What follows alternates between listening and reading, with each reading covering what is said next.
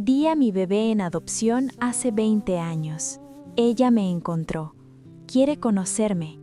No sé si merezco ese perdón. Hay cosas que uno carga durante tanto tiempo que empiezan a sentirse parte del cuerpo, como una costilla extra que duele cuando cambia el clima, que nadie puede ver en una radiografía, pero que tú sabes que está ahí, que siempre ha estado ahí, que estará ahí, hasta el día en que te mueras. Yo llevo 20 años cargando una de esas cosas, y hoy por primera vez en 2 décadas, voy a escribirla completa, sin dejar partes a medias, sin usar los eufemismos que uso cuando alguien me pregunta si tengo hijos, y yo digo no, con una sonrisa que me ha costado años perfeccionar. Me llamo Daniela, tengo 38 años. Vivo sola en un departamento de 2 recámaras en una ciudad mediana del norte del país. Trabajo como contadora en una empresa de logística. Tengo una gata que se llama Frida. Riego mis plantas los domingos y hago el súper los miércoles. Soy, por fuera, una mujer completamente ordinaria. La clase de persona que no llama la atención en ningún lugar. La clase de persona que en una reunión de trabajo sonríe en los momentos correctos y nunca dice nada que sorprenda a nadie. Pero hay algo que nadie sabe de mí, bueno, casi nadie. Hay 3 personas vivas que lo saben a mi madre, que lleva años sin mencionarlo, porque aprendió que ese es el precio de que yo todavía le conteste el teléfono. Mi mejor amiga de la infancia, Rebeca, que estuvo conmigo aquella noche en el hospital, y que nunca, ni una sola vez en 20 años, me ha juzgado en voz alta. Y una trabajadora social de nombre Esperanza, que ya debe tener como 70 años si es que sigue viva, y que fue la última persona que tuvo a mi hija en brazos antes de que yo dejara de saber dónde estaba. Mi hija Ana. Ahí está, ya lo escribí. Tenía 18 años cuando quedé embarazada. No fue una historia de violencia. Necesito aclarar eso porque sé que mucha gente cuando escucha embarazo adolescente, no planeado automáticamente, asume lo peor. Y en mi caso, no fue así. Fue una historia de estupidez, de ingenuidad, de creer que el amor a los 18 años es invencible, que 2 personas que se quieren pueden con cualquier cosa. El papá se llamaba Rodrigo, tenía 20 años, estudiaba ingeniería, venía de una familia con dinero y con apellido, y me quería, eso lo sigo creyendo, me quería de verdad, pero me quería de la manera en que uno quiere algo cuando todavía no entiende lo que es el sacrificio. Me quería mientras no le costara nada. Cuando le dije que estaba embarazada, nos sentamos en la banca de un parque que ya no existe. Lo derrumbaron hace como 10 años para construir un estacionamiento. Y él me tomó la mano y me dijo que estaba con miedo, pero que íbamos a encontrar la manera. Ese íbamos duró exactamente 3 semanas. 3 semanas después, su madre lo había mandado a estudiar a Monterrey, con una historia que nunca me quedó del todo clara. Y él me mandó un mensaje de texto, diciéndome que lo perdonara, que él no podía, que esperaba que yo entendiera. ¿Lo entendí? Eso es lo más triste. Lo entendí inmediatamente, sin rabia, con una especie de cansancio frío que no correspondía a mis 18 años, pero que mi cuerpo adoptó como si siempre hubiera vivido en él. Lo entendí porque en el fondo ya lo sabía. Ya sabía que era el tipo de hombre que iba a hacer eso. Lo había visto en pequeñas cosas, en la manera en que siempre encontraba una razón para no estar cuando algo era difícil, en cómo cambiaba de tema cuando yo hablaba de cosas serias. Lo quise de todas maneras. A veces uno quiere a las personas no por lo que son, sino por lo que uno necesita que sean. Y yo necesitaba creer que alguien se iba a quedar. Nadie se quedó. Mi madre, cuando se enteró, reaccionó de la manera en que mi madre reacciona a todo lo que la desborda, con silencio primero, con llanto después, y luego con una solución práctica que en realidad era su forma de no lidiar con el problema real. Me dijo que podíamos resolverlo. Esa fue la palabra que usó, resolverlo, como si mi embarazo fuera un problema de matemáticas, una ecuación con variable despejable. Yo le pregunté qué significaba eso, y ella me habló de clínicas de discretion, de que nadie tenía por qué enterarse, de que yo todavía era joven, y tenía toda la vida por delante. No juzgo a mi madre. Tardé muchos años en llegar a eso, pero hoy no la juzgo. Ella también tenía miedo. Ella también era, en muchos sentidos, una niña atrapada en el cuerpo de una mujer adulta que no sabía cómo manejar una situación que se salía de todo lo que ella había planificado para su hija. Mi madre era secretaria en un despacho jurídico, había criado sola desde que yo tenía 12 años, trabajaba 50 horas a la semana, y llegaba a casa con los pies hinchados, y la mirada de alguien que ya gastó todo lo que tenía. No tenía recursos, no tenía red de apoyo, no tenía idea de cómo íbamos a sobrevivir si yo tenía ese bebé, pero yo no pude hacer lo que ella sugería. No voy a entrar en los detalles de por qué, porque eso es una decisión profundamente personal, y no estoy aquí para hablar de eso, sino de lo que sí pasó, de la decisión que sí tomé, que fue la que más me ha dolido en la vida, aunque en ese momento me pareció la única posible. Decidí tenerla. 7 meses después, el 14 de marzo, a las 3:15 de la madrugada, Nacho Mejaillo pesó 3,2 kilos, tenía el cabello oscuro y apelmazado de recién nacida, y cuando la pusieron sobre mi pecho por unos segundos, antes de que yo le dijera a la enfermera que podía llevársela, olía a algo que no sé describir con palabras adultas, olía a interior, a algo que había estado dentro de mí durante todo ese tiempo, y que de repente existía afuera, separado de mí, con pulmones propios que llenaba de aire, con unos gritos que me atravesaron el pecho, como si fueran agujas de tejer. Le dije a la enfermera que podía llevársela antes de que yo pudiera cambiar de opinión. Y ahí está el centro de todo. Ahí está la cosa que he cargado 20 años a no fue que la di. Fue ese momento exacto, la fracción de segundo entre tenerla sobre mi pecho y decirle a la enfermera que se la llevara. Ese instante existe dentro de mí como un objeto físico, como algo que puedo tocar si me concentro lo suficiente. Y tiene una textura específica que no se parece a nada más que he sentido en la vida. Es la textura de saber exactamente lo que estás haciendo, de hacerlo de todas maneras, y de entender que no hay manera de deshacer lo que acabas de hacer. Firmé los papeles al día siguiente. Fue un proceso que ya habíamos iniciado meses antes, con la trabajadora social Esperanza, que era una mujer de unos 50 años, con anteojos de armazón grueso,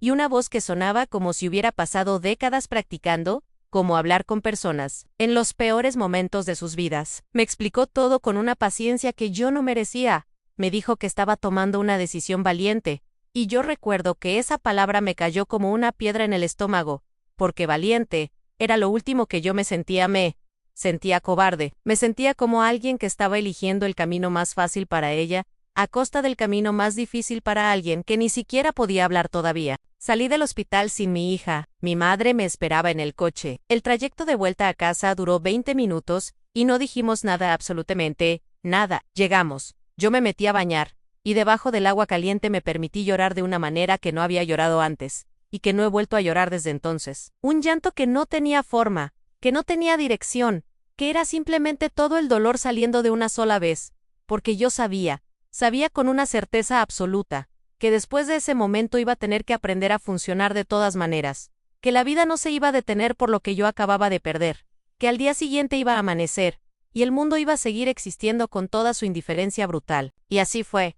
Al día siguiente amaneció. El mundo siguió. Y yo aprendí, con los años, a construir una vida alrededor de ese hueco, no encima.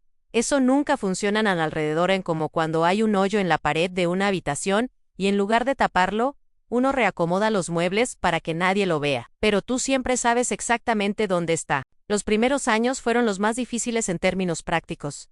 Terminé la preparatoria, estudié contabilidad, trabajé en empleos mediocres, hasta conseguir uno menos mediocre. Tuve relaciones que no funcionaron por razones que en su momento atribuía incompatibilidad, pero que hoy, con la honestidad que solo da la distancia, reconozco que tenían que ver con mi incapacidad para dejar que alguien me conociera del todo. ¿Cómo le dices a alguien que quieres que no tienes hijos, cuando en realidad si tienes una hija que cumple años, el 14 de marzo, y que en algún lugar del mundo está creciendo, sin saber que tú existes, o sabiendo que exististe, y eligiendo no pensar en ti? Esa pregunta me acompañó cada 14 de marzo durante 20 años, sin excepción. Cada año, sin importar lo que estuviera pasando en mi vida, ese día era un día diferente. No lo celebraba, no lo lloraba de manera visible, pero internamente era un día que tenía un peso específico. Me preguntaba cuántos años tenía ahora, si le gustaba la escuela, si era feliz, si la familia que la había adoptado era buena gente, el tipo de gente que le leía cuentos antes de dormir,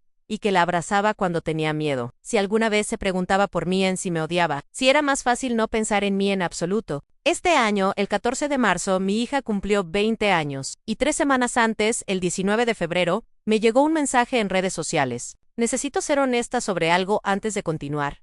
Yo no tenía ninguna red social durante muchos años, precisamente por el miedo a que algo así pasara, o más bien, por el miedo a que no pasara, las dos cosas al mismo tiempo. Durante años viví en ese espacio intermedio de no querer ser encontrada, y aterrarme la idea de nunca ser buscada. Y la solución que encontré fue simplemente no existir en los lugares donde podría ser encontrada o ignorada. Sin Facebook, sin Instagram, sin nada. Solo existía, laboralmente, en LinkedIn, porque en algún punto, mi trabajo requirió que tuviera un perfil profesional, y no pude encontrar una excusa razonable para no crearlo. Fue ahí donde ella me encontró. El mensaje llegó un martes. Yo estaba en mi escritorio. Eran como las 4 de la tarde, y tenía 3 reportes de cierre pendientes y el café frío en el escritorio, porque había olvidado tomarlo. Mi teléfono vibró con la notificación de LinkedIn, lo que normalmente significa que alguien quiere conectar para ofrecerme un seguro de vida o preguntarme si estoy interesada en una oportunidad laboral emocionante, y lo tomé con la misma distracción de siempre. El mensaje decía: hola, me llamo Valentina. Creo que usted puede ser mi madre biológica. Entiendo si no quiere responder. Solo quería que supiera que no le escribo con rencor. Lo leí 3 veces. Después puse el teléfono boca abajo sobre el escritorio. Seguí mirando mis reportes durante aproximadamente 45 segundos, que es el tiempo que tardé en aceptar que no iba a poder seguir trabajando ese día. Tom mi bolso. Le dije a mi compañera de oficina que me sentía mal, que probablemente era el estómago, y salí al estacionamiento donde me senté en mi coche, con el motor apagado durante, no sé, 1 hora, hora y media. No recuerdo. Recuerdo que había un árbol frente a mi coche,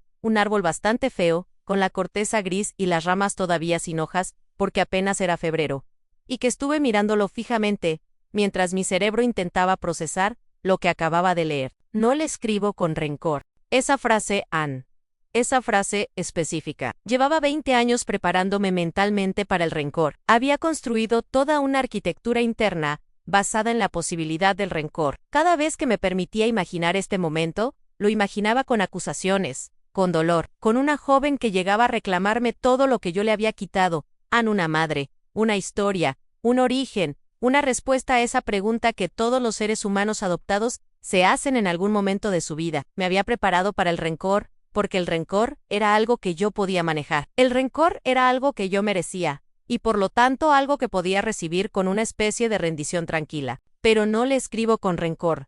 No era rencor. Era algo mucho más complicado que el rencor. Era la posibilidad de que esta persona, mi hija, hubiera llegado a este momento desde un lugar que yo no había previsto. Y eso me descolocaba de una manera que el rencor nunca hubiera podido descolocarme. Me tomó 4 días responder. 4 días en los que no dormí bien, comí peor, llamé a Rebeca, que es la única persona en el mundo con quien puedo hablar de esto, y tuve una conversación circular que se repitió con pequeñas variaciones durante 4 días.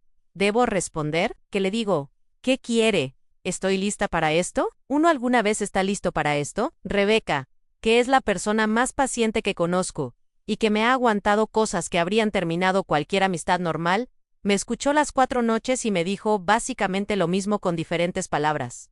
Dani, llevas 20 años esperando este momento, aunque nunca lo hayas llamado así. Respóndele. El 5.º día, le respondí. Escribí y borré como 15 versiones diferentes del mensaje. Versiones largas donde me explicaba, me justificaba mi disculpa.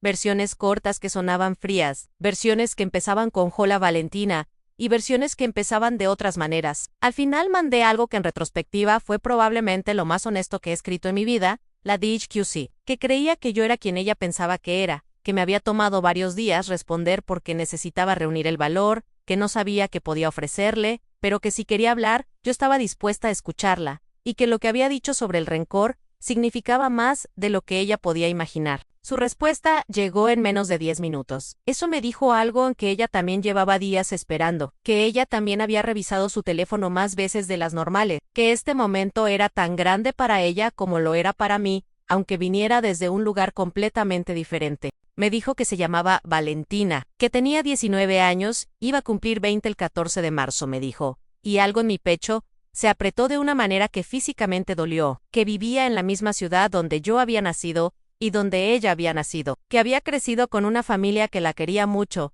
y que sus padres adoptivos sabían que ella había iniciado la búsqueda y la apoyaban. Me dijo que había empezado a buscarme hace 2 años, cuando cumplió 17, que el proceso había sido largo y complicado, y que varias veces había estado a punto de abandonarlo. Y me dijo algo que me dejó sin palabras, aunque no buscaba reemplazar nada, que no buscaba una madre porque ya tenía una, que lo que buscaba era simplemente entender una parte de su historia, que estaba incompleta, que quería verme la cara, que quería saber de dónde venía físicamente, que tenía preguntas médicas que sus padres no podían responderle. Eso fue lo que me dijo en ese primer mensaje. Cosas prácticas, concretas, razonables. Y sin embargo, yo estaba temblando mientras las leía, sentada en mi cama con la espalda apoyada contra la pared, y las rodillas dobladas y la gata. Frida haciéndose un ovillo a mis pies, con la indiferencia absoluta de los gatos, ante todo lo que no sea su bienestar inmediato. Intercambiamos mensajes durante 3 semanas, todos los días, a veces, varias veces al día. Al principio eran mensajes cortos, cuidadosos, llenos de las pausas que no se ven en el texto escrito, pero que yo podía sentir entre línea y línea. Poco a poco se fueron haciendo más largos, más casuales. Aunque esa no es exactamente la palabra correcta porque nada de eso era casual, todo tenía un peso específico que yo sospechaba que los dos sentíamos, aunque no lo nombráramos directamente. Me contó cosas de su vida que yo recibí con una avidez que me avergonzó un poco, que había estudiado en una escuela pública, que le gustaba leer, que tenía una perra que se llamaba Canela, que cocinaba bien según ella misma, aunque su madre decía que siempre ponía demasiada sal, que había tenido un novio en la preparatoria, que había resultado ser bastante tonto, que sus colores favoritos eran los terracota y los azules apagados, que de pequeña quiso ser veterinaria y luego quiso ser escritora, y luego quiso ser psicóloga, y luego me dijo lo que terminó siendo el giro de todo, lo que cambió la manera en que yo entendía no solo esta historia, sino los últimos 20 años de mi vida. Me dijo que era trabajadora social, que llevaba 1 año trabajando en una organización que acompañaba a mujeres en situaciones de vulnerabilidad, específicamente a madres jóvenes en crisis, que había elegido esa carrera de manera consciente, con toda la información sobre su historia, y que la razón que daba cuando le preguntaban era que quería ser el tipo de apoyo que tal vez le había faltado a alguien en un momento muy difícil. Cuando leí eso, solté el teléfono. No porque me enojara, no porque me doliera en el sentido de una herida nueva. Lo solté porque de repente me costó trabajo respirar y necesité un momento para encontrar el aire. Y cuando lo encontré estaba llorando de una manera que no había llorado desde aquella noche en la ducha, 20 años atrás. Un llanto que no tenía forma ni dirección, que era simplemente todo saliendo de golpe. Mi hija, la niña que yo había dejado en un hospital, a las 3 de la madrugada de un 14 de marzo, había crecido y se había convertido en la persona que acompaña a las madres que están exactamente donde yo estaba cuando la tuve a ella. Hay algo que nadie te dice sobre la culpa a largo plazo no se queda igual. La gente habla de la culpa como si fuera un estado fijo, una emoción que se tiene o no se tiene, que se resuelve o no se resuelve, pero la culpa que yo cargué durante 20 años tuvo texturas completamente diferentes dependiendo del momento de mi vida en que la encontraba. A los 18 años, inmediatamente después, la culpa tenía la textura del agotamiento. No era todavía una culpa pensada, elaborada, con argumentos, era simplemente un peso físico que se sentía en los hombros y en el pecho, y que me hacía dormir 12 horas, seguidas los fines de semana como si mi cuerpo necesitara apagarse con regularidad para seguir funcionando. Iba a la escuela, hacía las cosas que tenía que hacer. Y todo tenía esa capa de irrealidad que tienen las cosas cuando estás haciendo duelo por algo que nadie a tu alrededor sabe que perdiste, porque eso es lo que fue un duelo, y los duelos sin nombre son los más complicados de procesar. Nadie me preguntaba cómo estaba en relación a eso, nadie me llevaba flores, ni me hacía de comer, ni me decía las cosas torpes, pero bien intencionadas que la gente dice cuando sabe que perdiste algo, porque para el mundo exterior, yo no había perdido nada, yo había resuelto un problema. Usando las palabras de mi madre. Yo era, supuestamente, una chica de 18 años con toda la vida por delante, sin complicaciones, lista para seguir. Por fuera, seguí. Por dentro, empecé a construir el sistema de compartimentación que me ha acompañado toda la vida adulta. Aprendí a separar cosas, a tener una parte de mí que funcionaba normalmente, que estudiaba y reía, y tenía opiniones sobre películas y planes para el fin de semana, y otra parte que vivía en un espacio interno, donde guardaba todo lo relacionado con ese marzo de hace 20 años.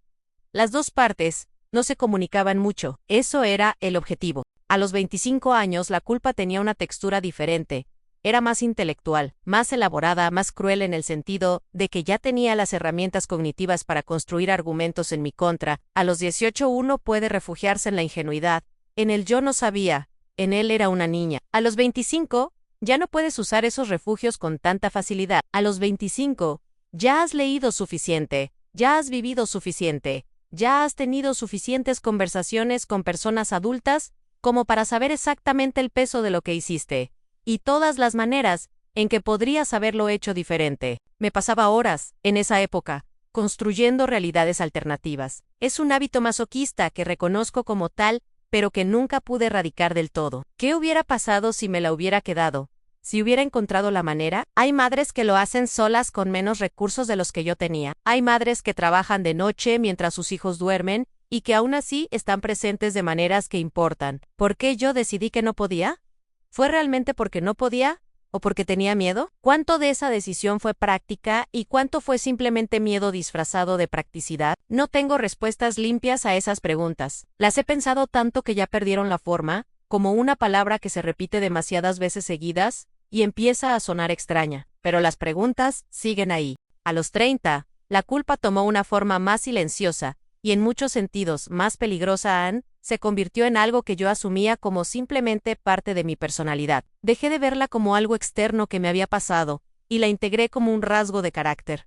Era la persona que había hecho eso, no en términos de que lo anunciara, porque no lo hacía, sino en términos de cómo me percibía a mí misma, en privado. Era una mujer con un secreto que definía quién era, que explicaba mis distancias, que justificaba mi incapacidad para quedarme en relaciones, que daba sentido a la manera en que siempre me sentía un poco al margen de las cosas, aunque estuviera físicamente presente en ellas. Tuve una relación, entre los 29 y los 32, con un hombre que se llamaba Aurelio, que era arquitecto, y que me quería de una manera generosa y paciente que yo no supe recibir. Era el tipo de persona que notaba cuando estabas callada, y preguntaba qué pasaba sin insistir si decías que nada, que recordaba cosas pequeñas que tú habías dicho semanas antes, y las integraba a la manera en que te trataba, que llegaba con comida cuando sabía que habías tenido un día difícil. Aurelio era, en el vocabulario moderno que habría usado si lo hubiera conocido ahora, un hombre emocionalmente disponible, y yo no supe qué hacer con eso, porque la disponibilidad emocional requiere reciprocidad, y yo no podía ser recíproca sin eventualmente llegar al punto donde tenía que hablar de la cosa que nunca hablaba, y hablar de la cosa significaba ver en los ojos de alguien que me importaba la reacción que yo más temía, a no el juicio explícito, sino esa pequeña alteración en la mirada que dice que ahora te ven diferente, que ahora eres alguien distinto de quien pensaban que eras. Nunca se lo dije a Aurelio. Eso fue lo que terminó con nosotros, aunque él nunca lo supo. Un día, después de 3 años, le dije que necesitaba espacio, y él me preguntó si había algo que no estaba diciéndole, y yo le dije que no, y ambos sabíamos que era mentira, pero ninguno de los dos tenía las herramientas para cruzar ese puente en ese momento. Y nos quedamos en lados distintos, y el espacio se convirtió en distancia, y la distancia se convirtió en el fin de algo que podría haber sido muy bueno. Lo extraño todavía, de vez en cuando, no de manera activa, no con añoranza paralizante, sino de esa manera en que uno extraña las decisiones que no tomó, con una curiosidad suave por la vida paralela que podría haber existido. Después de Aurelio,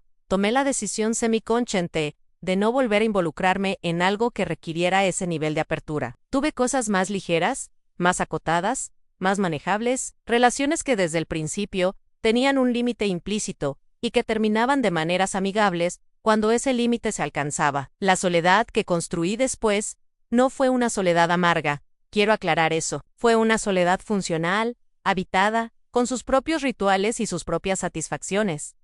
Mis plantas a mi gata, mis libros a mis domingos, la sensación, que con los años aprendí a apreciar genuinamente, de tener un espacio completamente mío, donde las cosas estaban exactamente donde yo las ponía, y nadie movía nada. Pero el 14 de marzo, todos los años, la soledad funcional se convertía en algo más pesado.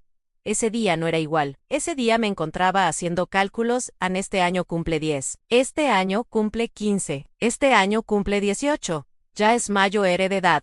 Ya puede buscarme si quiere. Este año cumple 19. Y luego, 3 semanas antes de que cumpliera 20, llegó el mensaje. Lo que siguió a ese intercambio de mensajes fue la experiencia más extraña y más intensa de mi vida adulta. Porque conocer a alguien a través de mensajes escritos, cuando ese alguien es tu hija, a quien nunca conociste, pero cuya existencia ha definido silenciosamente 20 años de tu vida, es algo para lo que no existe ningún manual.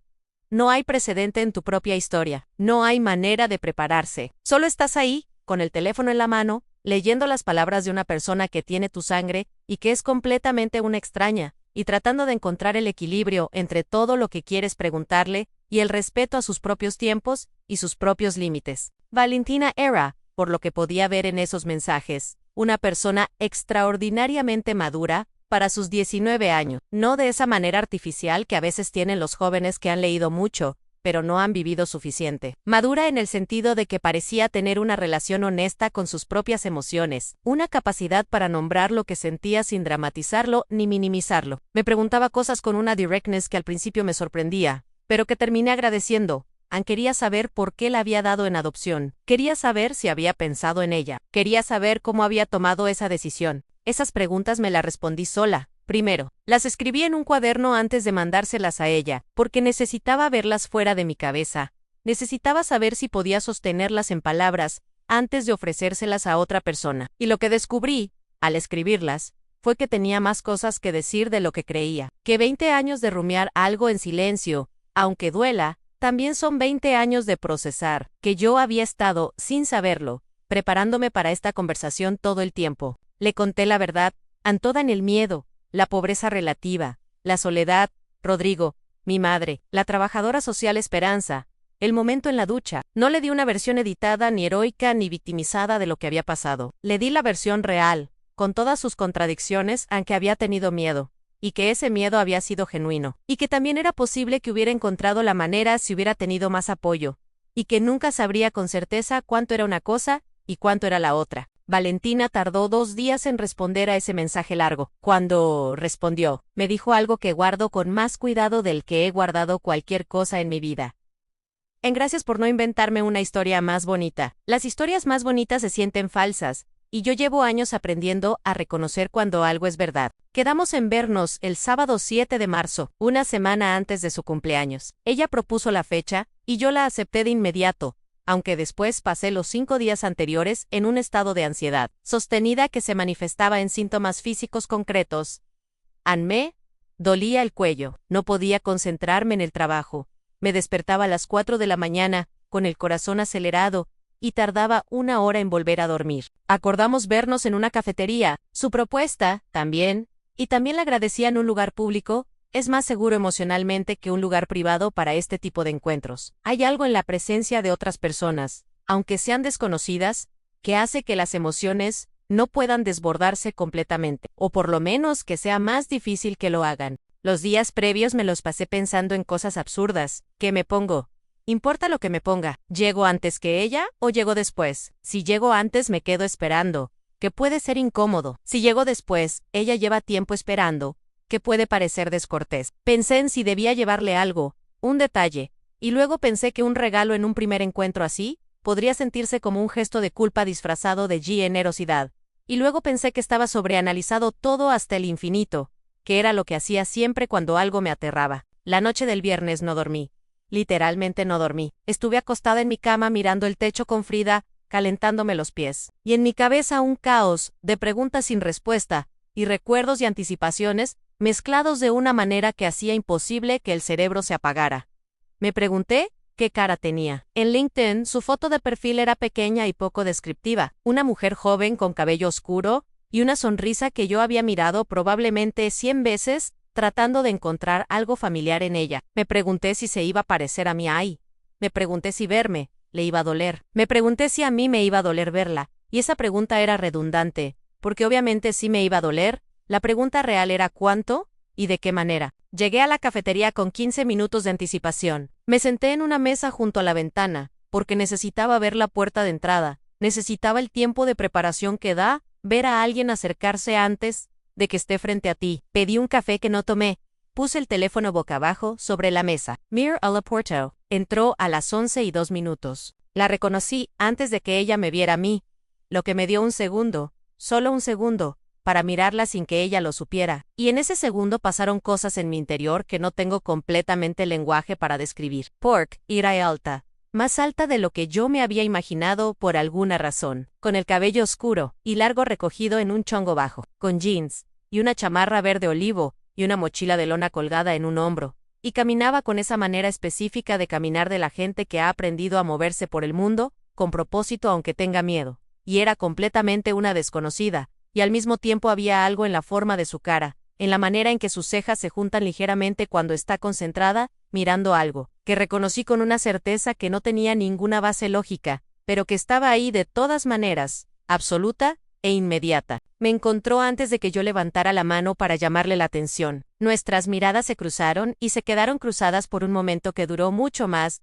de lo que duran normalmente los momentos. Y luego ella caminó hacia mi mesa con paso lento pero sin vacilar, y cuando llegó se quedó de pie un segundo, y yo me levanté, y hubo un momento torpe en que ninguna de las dos sabía si abrazarse o darse la mano o qué. Y luego, ella abrió los brazos, y yo entré en ese abrazo con la sensación de alguien que ha estado parada en la orilla del agua durante 20 años, y finalmente se lanza. No dijimos nada por un momento, solo el abrazo, que duró lo que tuvo que durar, que fue más de lo socialmente acostumbrado para dos personas que técnicamente se conocen por primera vez, pero que era exactamente lo correcto para lo que en realidad éramos. Cuando nos sentamos, ella me miró directamente a los ojos y dijo: «Ante pareces a cómo me imaginé, Am».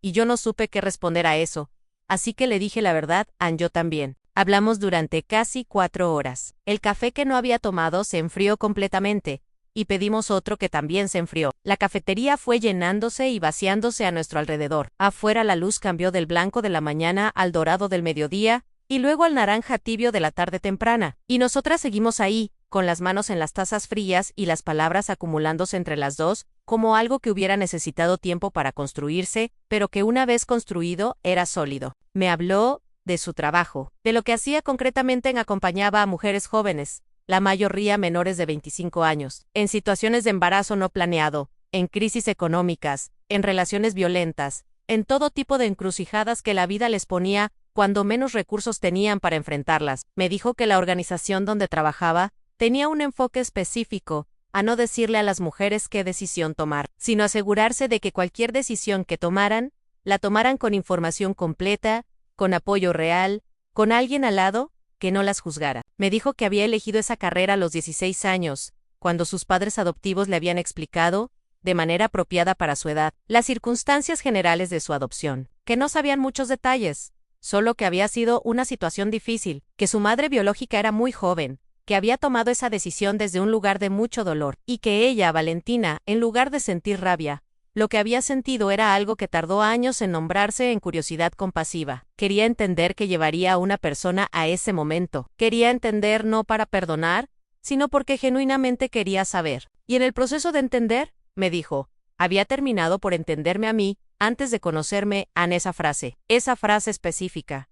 Te entendí antes de encontrarte. Le pregunté qué significaba eso, con cuidado, porque necesitaba saber, necesitaba escucharla decirlo en voz alta. Me dijo que en su trabajo había conocido a decenas de mujeres que estaban exactamente donde yo había estado a sus 18 años, que las había escuchado, que había aprendido a leer el miedo en sus caras, a reconocer la soledad específica de alguien que está tomando una decisión imposible sin una red de apoyo real, a distinguir entre las mujeres que elegían lo que elegían porque era lo que querían, y las que elegían porque no tenían alternativa o no podían ver la alternativa que existía, que en esas mujeres, en sus historias reales y concretas y complicadas, había construido una imagen de mí antes de saber nada de mí, no. Una imagen que no era perfecta, ni heroica, ni villana. Una imagen de una persona joven que había estado sola en un momento en que no debería haber estado sola. Me dijo que no venía a perdonarme, porque no sentía que hubiera algo que perdonar, que la vida que había tenido era la vida que había tenido, y que era una buena vida, con errores y dolores, y también con cosas hermosas, que sus padres la querían, que había tenido una infancia estable, que era una persona relativamente sana emocionalmente, que tenía amigos buenos y trabajo que le apasionaba, y una perra que se llamaba Canela, que no había nada roto en ella por lo que yo tuviera que cargar culpa. Luego dijo, pero si necesitas escucharlo, te lo digo, entiendo por qué lo hiciste. No te odio, Ann, no te culpo, y me alegra que hayas existido, porque sin ti, yo no existiría. Y me parece que mi existencia no ha sido un desperdicio. Eso último lo dijo con una sonrisa pequeña, casi irónica, que tenía algo de mi propia manera de sonreír cuando digo algo serio, pero no quiero que suene demasiado solemne, y verlo en su cara fue la cosa más extraña y más emocionante que he experimentado en mi vida adulta. ¿Lloré? Claro que lloré, pero no fue el llanto roto de la ducha de 20 años atrás, ni el llanto silencioso de los 14 de marzo. Fue un llanto diferente, más limpio, como cuando por fin resuelves algo que has tenido trabado mucho tiempo, y el alivio te sale por los ojos, porque no cabe de otra manera. Ella también lloró, un poco. Se limpió rápido con el dorso de la mano, y luego sonrió de nuevo y me preguntó si quería ver fotos de Canela. Y yo me reí, creo que con algún sonido que no me salía desde hace mucho, y le dije que sí, que quería ver todas las fotos de Canela que tuviera. Nos despedimos con otro abrazo, afuera de la cafetería, con el frío de la tarde pegando en las mejillas. Le pregunté si querría vernos de nuevo, y me dijo que sí, que le parecía bien, despacio, sin presiones. ¿Qué veríamos? Le dije que me parecía perfecto. Y lo decía en serio parecía perfecto. Esa velocidad suya, esa manera de proponer algo real sin sobreppromator, sobreppromator. Ese equilibrio que había construido de manera completamente autónoma para llegar a ese sábado de marzo con los brazos abiertos, en lugar de cerrados. Caminé a mi coche con los pies más ligeros de lo que los había sentido en mucho tiempo. Y en el camino a casa,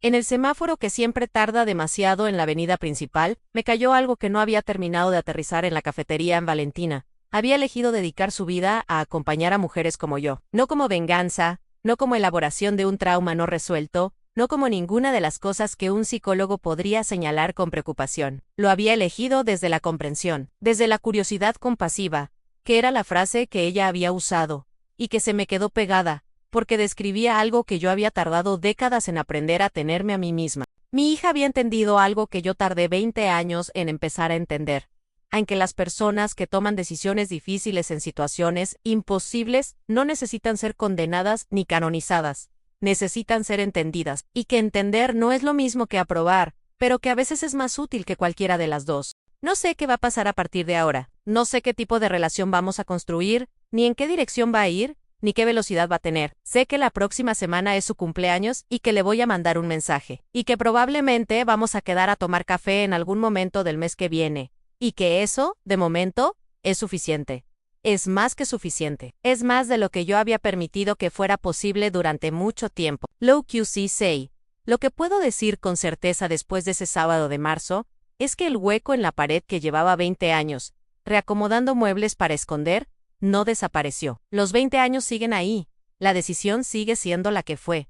El dolor que me costó sigue siendo real, pero algo cambió en la manera en que lo cargo.